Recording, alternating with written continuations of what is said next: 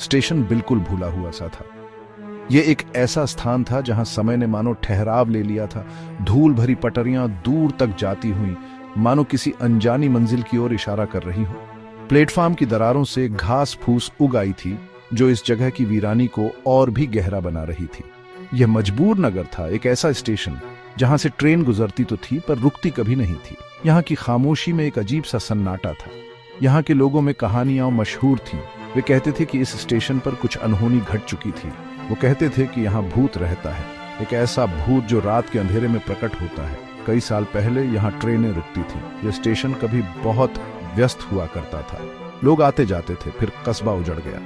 धीरे धीरे यहाँ की रौनक खत्म हो गई, ट्रेनें आना बंद हो गई। अब यहाँ सिर्फ खंडहर और वीरानी बची थी, बस भूत ही रह गए। सबसे मशहूर थी प्रिया। उसकी कहानी हर किसी की जुबान पर थी। एक जवान औरत हमेशा के लिए यहीं फंस गई। उसकी आंखों में एक अजीब सी उदासी थी।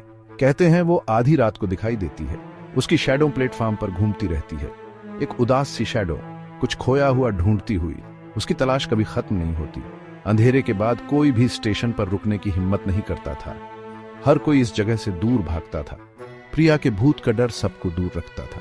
उसकी कहानी ने इस स्टेशन को हमेशा के लिए भूतिया बना दिया था। प्रिया बहुत खूबसूरत थी, जिंदा दिल थी। उसे अपने प्रेमी से मजबूर नगर स्टेशन पर मिलना था। उसे उस जिंदगी से दूर ले जाना था जो वो नहीं चाहती थी। ट्रेन उनकी आजादी का टिकट थी। उस रात प्लेटफार्म पर भीड़ थी। कहीं परिवार जा रहे थे, कहीं प्रेमी मिल रहे थे, बच्चे हंस रहे थे। प्रिया परछाई में छिपी बेसब्री से इंतजार कर रही थी। ट्रेन आ गई। शोर और धुएं से प्लेटफार्म भर गया। लोग चढ़ने के लिए दौड़ पड़े। प्रिया अपने प्रेमी को ढूंढ रही थी। उसका दिल जोरों से धड़क रहा था, पर वो वहां नहीं था। ट्रेन चल पड़ी। प्रिया को प्लेटफार्म पर अकेला छोड़कर निराशा उसे डूबा ले गई। उसे छोड़ दिया गया था। साल गुजर गए। मजबूर नगर स्टेशन टूट फूट गया। प्रिया का गम एक भारी एहसास बनकर रह गया, जिसे वहां जाने की हिम्मत करने वाला हर कोई महसूस करता था। कुछ लोगों ने उसकी सिसकियां हवा में सुनी, कुछ को सफेद साड़ी में एक औरत की झलक दिखाई दी।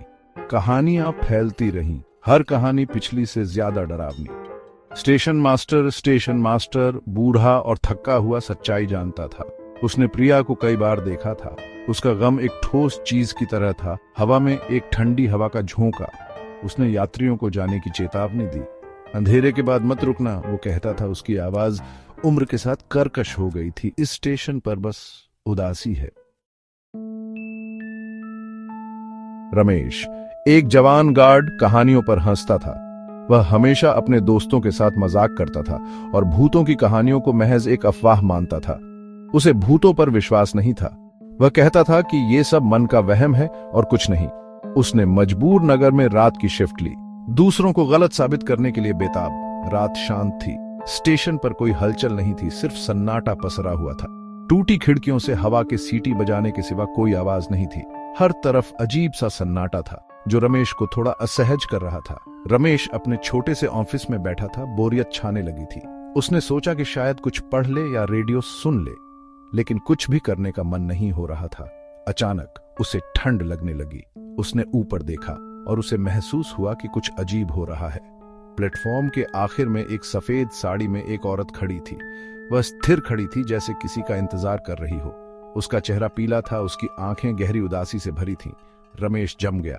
उसे समझ नहीं आ रहा था कि वह क्या देख रहा है। वो सांस नहीं ले पा रहा था। उसका दिल तेजी से धड़कने लगा और उसे लगा कि वह वहीं बेहोश हो जाएगा। औरत उसकी तरफ मुड़ी। उसकी निगाहें उसकी निगाहों से मिल गईं। उसकी आंखों में एक अजीब सी चमक थी जो रमेश को और भी डराने लगी। फिर जितनी जल्दी वो प्रकट हुई थी, उतनी ही जल्दी गायब हो गई। रमेश को यकीन नहीं हो रहा था कि उसने क्या देखा। वह सोचने लगा कि क्या यह सब उसकी कल्पना थी या सच में कुछ अजीब घटित हुआ था। उस रात के बाद रमेश के लिए भूतों की कहानियां महज अफवाह नहीं रही। रमेश को प्रिया के लिए सहानुभूति हुई। वो उसका दर्द समझ गया था, एक टूटे हुए वादे का दर्द। उसने प्रिया को देखा था, उसका चेहरा उम्मीद से चमक रहा था। उसने उसकी निराशा देखी थी जब ट्रेन उसे छोड़कर चली गई थी। वो अब भी उसका इंतजार करती है, सुरेश ने कहा। उसकी आवाज धीमी थी। वो मानती है कि वो उसके लिए वापस आएगा, लेकिन वो कभी नहीं आएगा। एक बूढ़ा गार्ड सुरेश वो रात याद कर सका। उन्होंने उसे प्रिया की कहानी सुनाई कि कैसे उसे उस प्यार के इंतजार में छोड़ दिया गया था जो कभी नहीं आया। वे हैरान नहीं हुए। रमेश ने बाकी गार्ड्स को वो सब बताया जो उसने देखा था। रमेश ने प्रिया के बारे में जानकारी तलाशी। वह जानता था कि यह आसान नहीं होगा, लेकिन उसने ठान लिया था कि वह हर संभव प्रयास करेगा। उसने स्थानीय लोगों से बात की, उसकी कोई भी निशानी पाने के लिए उनकी यादों को खंगाला। बुजुर्गों से कहानियां सुनी जिनमें प्रिया का जिक्र था। हर कोई उसे एक प्यारी और मासूम लड़की के रूप में याद करता था। वो पुस्तकालय गया, पुराने अखबारों में उसकी तलाश की। धूल भरे रैक और पीले पड़ चुके पन्नों के बीच उसने घंटों बिताए। हर पन्ने को ध्यान से देखा, हर हेडलाइन को पढ़ा। आखिरकार उसे वो मिल ही गया जो वो ढूंढ रहा था। एक पुराना अखबार जिसमें एक छोटी सी खबर छपी थी। एक छोटा सा लेख फीके पड़ चुके अखबार के एक कोने में दबा हुआ। यह लेख प्रिया के बारे में था, जो मजबूर नगर स्टेशन से गायब हो गई थी। इसमें एक युवती प्रिया के बारे में बताया गया था, जो मजबूर नगर स्टेशन से गायब हो गई थी। उसकी तस्वीर भी छपी थी, जिसमें उसकी मासूमियत झलक रही थी। लेख में उसके प्रेमी का जिक्र था, एक युवक जिसने उसे ले जाने का वादा किया था, लेकिन वह वादा अधूरा रह गया। लेकिन ट्रेन आने से पहले ही वह गायब हो गया। प्रिया को दिल टूटा और अकेला छोड़ गया। स्टेशन पर एक पुरानी बेंच पर बैठी प्रिया की तस्वीर उसकी उदासी को बयां कर रही थी। रमेश को पता था कि उसे प्रिया की मदद करनी होगी। वह जानता था कि प्रिया को इस दर्द से बाहर निकालना उसकी जिम्मेदारी है। वह अपने दुख में फंसी हुई थी, आगे नहीं बढ़ पा रही थी।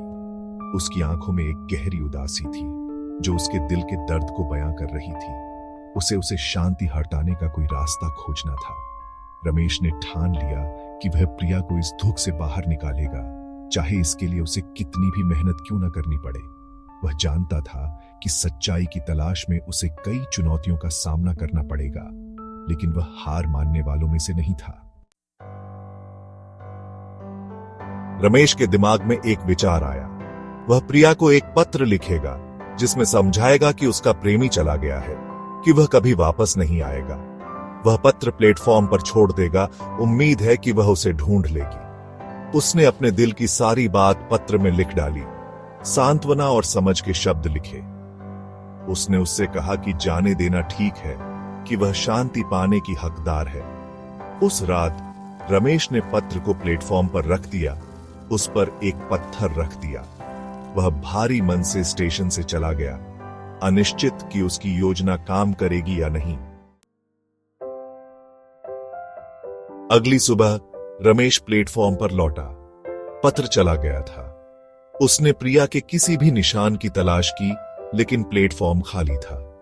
हवा हल्की लग रही थी, उदासी छंट गई थी। जैसे ही वह जाने के लिए मुड़ा, उसने कुछ देखा। पटरियों पर एक सफेद गुलाब पड़ा था। उसकी पंखुड़ियां ओस से चमक रही थीं, मानो प्रिया अलविदा कह रही हो। उस दिन के बाद से प्रिया का भूत मजबूर नगर स्टेशन पर फिर कभी नहीं देखा गया। हवा में फुसफुसाहट फीकी पड़ गई। उनकी जगह चिड़ियों के चहचहाने ने ले ली।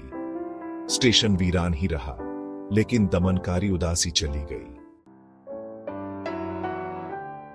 मजबूर नगर स्टेशन पर फिर कभी कोई ट्रेन नहीं आई। यह भूले हुए वादों और खोए हुए प्यार की खामोश याद हाट आता रहा। फिर भी कुछ लोग कहते थे कि स्टेशन पूरी तरह से मुक्त नहीं था। कभी कभी किसी शांत रात में जब चांद पूरा होता था, स्टेशन मास्टर के ऑफिस में एक हल्की सी रोशनी टिमटिमाती हुई दिखाई देती थी, और अगर आप ध्यान से सुनते तो आपको रेशमी साड़ी की सरसराहट और एक टूटे हुए दिल वाली महिला की धीमी आवाज सुनाई दे सकती थी। हो सकता है कि प्रिया को शांति मिल गई हो, लेकिन उसकी यादें बनी रहीं। एक याद हटाती है कि दुनिया के सबसे शांत कोनों में भी अतीत की गूंज अभी भी सुनी जा सकती है।